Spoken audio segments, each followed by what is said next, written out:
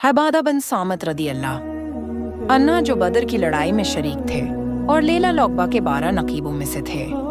फरमाते हैं कि रसूल अल्लाह ने इस वक्त जब आपके गर्द सहाबा की एक जमात बैठी हुई थी,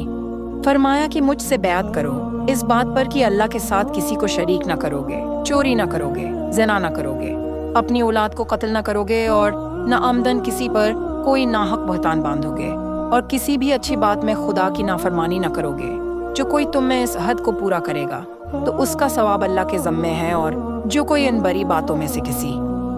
का इर्तिकाब करे और उसे दुनिया में इस्लामी कानून के तहत सज़ा दे दी गई तो ये सज़ा उसके गुनाहों के लिए बदला हो जाएगी। और जो कोई उनमें से किसी बात में मुबतला हो गया और अल्लाह ने उसके गुनाह को छिपा लिया तो फिर उसका मुआमला अल्लाह के हवाला है, अगर चाहे माफ़ करे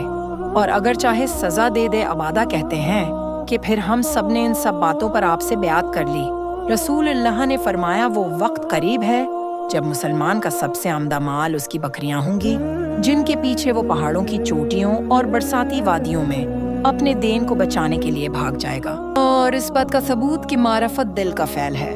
इसलिए कि अल्लाह ताला ने फरमाया है,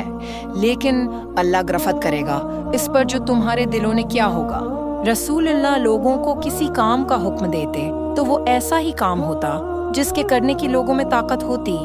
इस पर सहाबा रजी अल्लाह अन्हम ने अर्ज किया कि या रसूल अल्लाह, हम लोग तो आप जैसे नहीं हैं, आप तो मासूम हैं और आपकी अल्लाह पाक ने